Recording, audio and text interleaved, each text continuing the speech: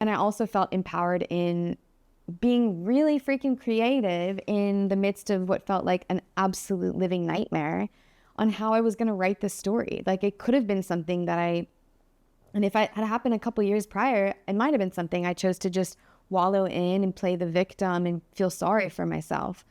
And, understandable, but I'm so glad that I did the work to build the foundations that I did in the years since, that when this happened, my mindset was constantly on like, how can I use this? How can I use this for me? How can I use this for me? How can I use this for my impact? How can I use this for my story? How can I use this to help?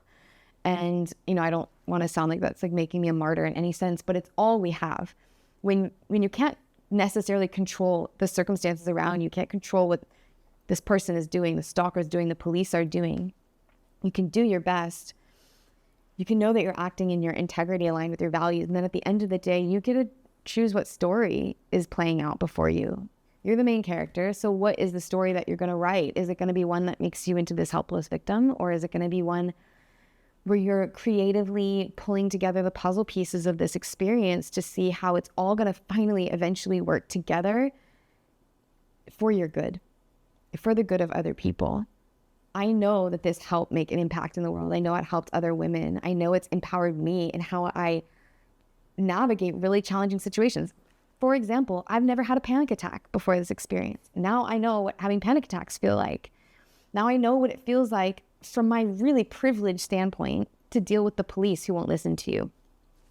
That pales into comparison of what, women of color or like minorities or in, poor neighborhoods have to deal with. But I can now get a glimpse into what struggles other people have dealt with that otherwise I wouldn't have access to. And for me, that's really powerful. I have a tattoo on my ribs. It says De Profundis, and it's the title of a letter that Oscar Wilde wrote when he was in prison. And he was in prison for being gay. And his story is that he writes this letter to his lover outside of jail. And he's saying how he's actually grateful for the experience because before it, he uses the Garden of Eden, but he only gravitated toward the sunny parts of the garden. And he got to live in the sunshine. And this forced him into the shadows. And it made him a much kinder, more forgiving person because he got to see the fullness of humanity.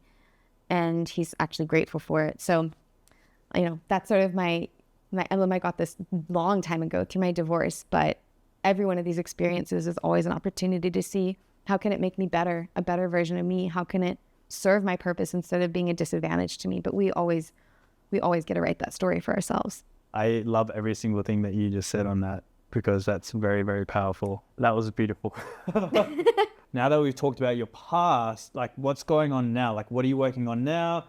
What does the future hold? I know you've got some insane things that you want to tell me. So what's going on? Yeah, I've rekindled my love of adventure and travel. I just got off a long tour around Egypt and Kenya and Tanzania, and I just hiked Mount Kenya, which was really awesome and reminded me how much I love adventure.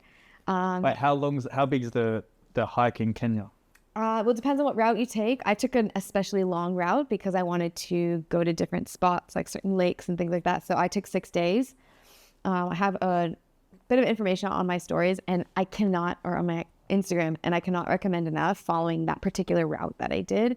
There's routes you can take to get up Mount Kenya a lot faster. I don't know why you would do that. If there's anything I learned from Annapurna, it's like there's no point in rushing up a mountain. Like it's not as enjoyable, and then you get sick.